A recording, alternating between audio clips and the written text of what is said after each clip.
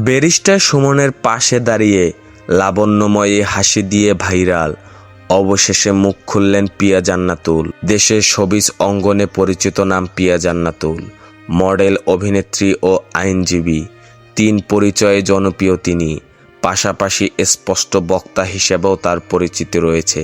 সম্প্রতি আইনজীবীর পোশাকে পিয়ার একটি ভিডিও ক্লিপ সামাজিক যোগাযোগ মাধ্যমে ভাইরাল হয়েছে। বিভিন্ন গানের সঙ্গে পিয়ার ওই ভিডিও বসিয়ে দিয়ে তা সামাজিক যোগাযোগ মাধ্যমে পোস্ট করা হচ্ছে। ভিডিওটিতে তার মুচকি হাসিতে ঘায়েল নেটিজেনরা। এ নিয়েই তোলপাড় চলছে নেট দুনিয়ায়। হাসির কারণে রাতারাতি ট্রেন্ডিংয়ে উঠে গেছেন পিয়া জান্নাতুল। ভিডিও ক্লিপটি নিয়ে বানানো হচ্ছে রিলস, মিম, আরও কত রকমের ভিডিও। যাকে নিয়ে এত হইচই, তার কানেও গেছে বিষয়টি।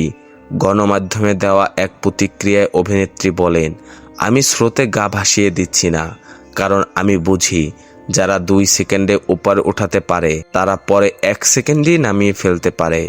ভিডিওটি দেখে অনেক তরুণ যেন প্রিয়ার প্রেমে বুঁদ হয়েছেন। এ প্রসঙ্গে পিয়া জান্নাতুল বলেন, আমি বুঝতে পেরেছি যারা কন্টেন্ট বা রিলস তৈরি করছেন বেশিরভাগই তরুণ যুবক। তাদের আসলে জীবনে এখনও অনেক কিছু দেখার বাকি আছে। আসলে এগুলো ট্রেন্ডের মাধ্যমেই যাচ্ছে। যখন যে ট্রেন্ড আসে সেটাকেই অনুসরণ করে তারা। এটাতে দোষের কিছু দেখছি না। 2007 সালে মিস বাংলাদেশ খেতাব জেতেন প্রিয়া জান্নাতুল। 2012 সালে চোরাবালি চলচ্চিত্রে অভিনয়ের মধ্য দিয়ে চলচ্চিত্র জগতে পদার্পণ করেন তিনি।